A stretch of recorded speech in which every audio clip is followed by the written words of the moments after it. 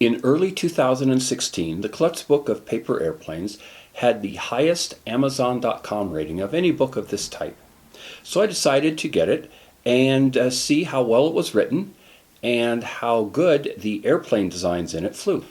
The book includes instructions on how to make 10 different airplanes, as well as enough printed paper to make 4 of each type. The book contains suggestions on folding techniques, the importance of dihedral, and how to use elevators and ailerons to make the airplanes fly any way you want to. One quibble I had with the technical content is that the explanation of how lift is produced by wings is inaccurate. People wanting to know how lift is truly created should look up Bernoulli's principle on the internet.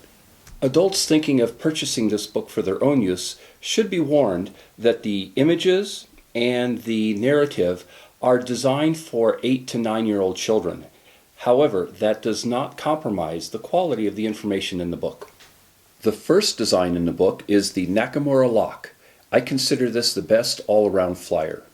The term lock comes from this tab, which folds down and locks the 2 underneath wing flaps in place so they don't spread out and create a lot of drag. The instructions for making this plane are very clear and easy to follow. My only complaint is at step 8, you're supposed to fold the wings down along this red line, and it's not very well defined. You're not given any measurements to determine where the best fold would be. The plane trims out very easily.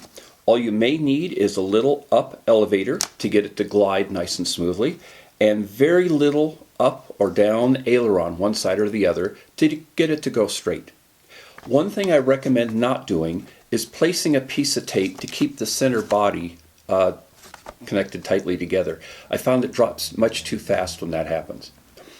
The only real problem with this design is the nose. It's very soft and it will hit the ground every time it lands. And when it does, it can get bent to one side or the other, and it acts like a rudder steering the airplane to the wrong side. What I recommend doing is a reverse fold like this. This doesn't change the flight at all. And then a little bit of tape right here so it doesn't spread apart and cause a lot of drag. With this change, this is a very durable aircraft that'll last for many flights and does a great job. I had a lot of problems with the spy plane. First, the print wasn't centered on the paper, and this made finding the center fold very difficult. The thick leading edge, there's like 6 layers there, was impossible to fold the wings without creating a lot of buckling, which ruined the aerodynamics. Also, it's boring to make. You just fold a bunch of layers there and that's it. It was very difficult to trim, to get it to go straight or to curve left and right depending on what you wanted to.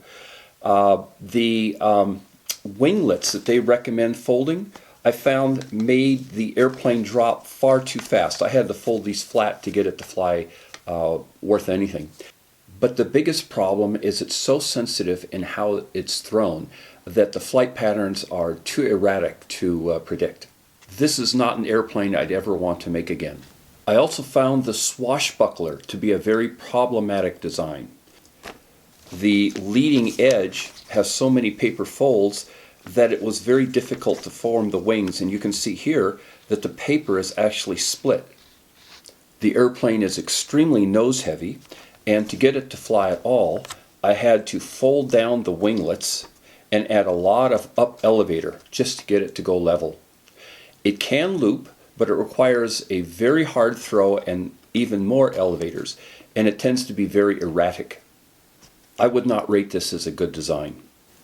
Although they look simple enough, I found steps 6, 7, and 8 of the Headhunter to be surprisingly difficult to execute.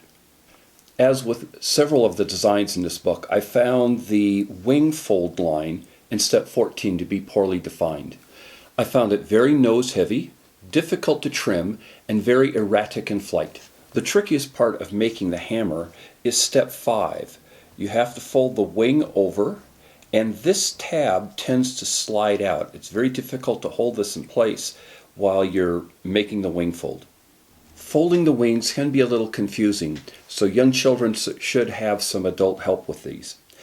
The plane is nose heavy and designed for very hard throws outside. The nose is very strong, so you don't have to worry about it bending, but it has limited use inside. You may consider this nitpicking, but one problem I had with this is it's called the hammer, and yet they gave you paper for it that's just little raindrops. It somehow seems inappropriate. The Potaro plane is an interesting design because it requires tearing off a piece of paper and inserting it into the body to create the tail section. It's a little tricky to form the wings because the paper is so thick here that when they are folded, it creates buckles which can ruin the aerodynamics. It's rather nose heavy, and at first I thought it would only work well with hard throws. However, when I added a lot of up elevator and up ailerons, it had an interesting glide pattern. You'd throw it sort of medium easy, it would go into a steep dive, and right before it hit the ground it would flare out and almost skim above the surface of the carpet. It was very entertaining, and this is one I might be interested in making again. The Professional is another lock type design, and is a little trickier to fold than some of the others because it doesn't start with a center crease to act as a guide for folding the wings. As with many designs in the book, the red fold line for creating the wings is poorly defined. This plane works best with a firm straight throw. I found I needed lots of up left aileron to get it to stop a consistent roll to the right. I found the plane very difficult to trim, and the flights weren't that interesting, so this is probably another one that I will not be making in the future. I had several problems with making the Flying Ninja. It's very hard in step 8 to make this fold and have it be straight. In step 13, the front of the airplane is so thick with folds that it's very difficult to execute this, have it be on the center line, and avoid buckling. And finally, again, in step 14, the fold line for the wings is poorly defined.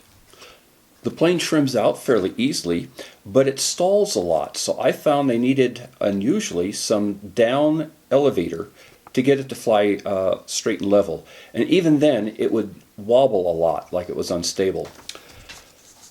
The Space Cruiser is a very interesting design. I just wish that the book had provided some spaceship-looking paper to fold it out of instead of this random planet and stars design.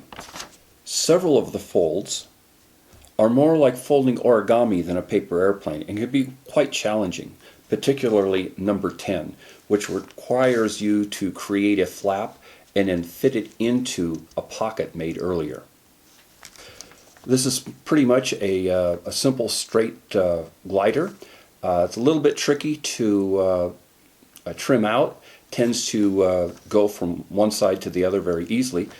The biggest problem with this aircraft is that there's no center body to hold on to launch it.